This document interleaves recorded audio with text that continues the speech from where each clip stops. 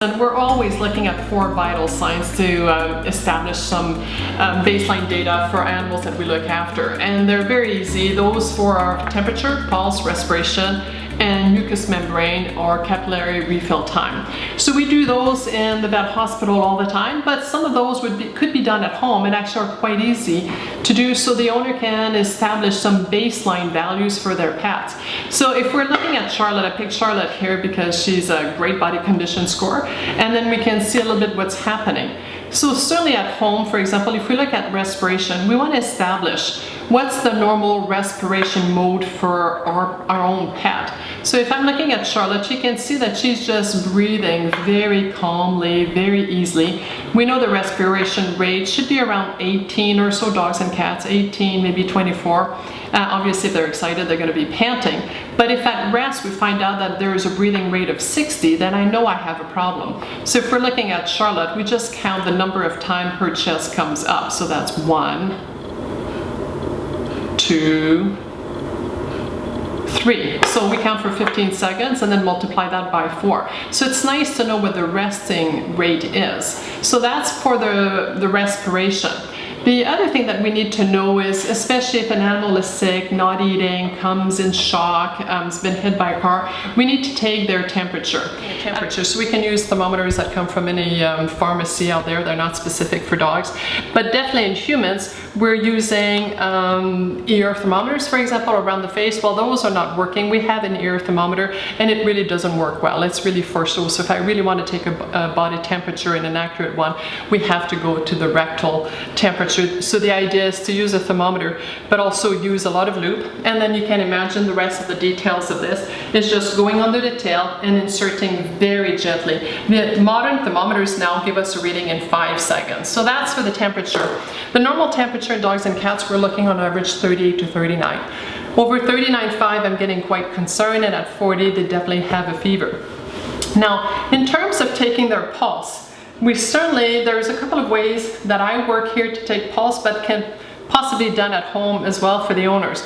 The best way to find out a heart rate in a dog actually is to look on the left side. So Charlotte is giving us the wrong side here. So we're just going to turn her around and go look on the other side. Hang on, Charlotte. Here we go. Here we go. So if we look on the left side, I'm going to give you the trick to find the heart in a dog, and you can feel often even their heart rate by putting your hand there. To find out where the heart is I just take their elbows and put it in a bend position, a natural bend position in here, so we can see we're at 90 degrees. So the point of the elbow points to the heart. So that's the idea. Is in some dogs you can feel their heart right there, which I can because she's not a very fat girl. The other place that we can feel for a pulse is right in the inguinal area. There's a femoral artery. So actually during our examination here, we would use a stethoscope and just feel for the heart right here and the pulse at the same time to make sure that they're at the same intensity. And that's where we can find it. Of course, if your dog has really long hair or has a bit of a fatty layer, it's going to be quite hard for you to figure out what the pulse is.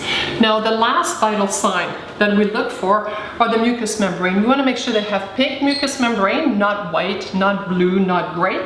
And also we call the capillary refill time, that when we press on them for 2 seconds, they come back to being pink within 2 seconds. So my favorite place to do that is above the canine. So you want to find where the mucous membranes are nice and pink. If you have black pigment, you stay away from that. You put your finger and you press for 1-2 seconds. Release, your side was white, we call that blanch, and how quickly they come back to pink. They should come back to pink in 2 seconds. If it's slower than that, we do have a problem. So that's assessing the mucous membrane or the capillary refill time. So the take-home points with this is it is really a good idea, and it's helpful to us if you're familiar with some of the basic vital signs for your dog. And so you know the normals as well. Temperature is 38 to 39. The pulse is between 80 and 120, but obviously in cats that are very excited, it can be easily over 200, and I expect the pulse in the cat to be a little bit more elevated. For example, if we're looking at a pulse of 80 to 120 in a dog, if I have a Great Dane with a pulse of 120, I'm going going to be a little bit nervous because it's a bit at the high end for a Great Dane. Conversely, if I have a little Yorkshire Terrier and the pulse is at 80, I'm actually going to be quite concerned because that is quite low for a little dog. So the idea is if we're familiar and every time they come we keep track of their pulse, we know what normal is for them, and then we can find out when things are moving off. So we've got the pulse, the respiration. The respiration rate is 18 to 24, but it's also the pattern, and as you can see here, it's just a nice low pattern. And finally, the capillary refill time on dogs, the mucous membrane, they must be pink, and they refill in 2 seconds or less.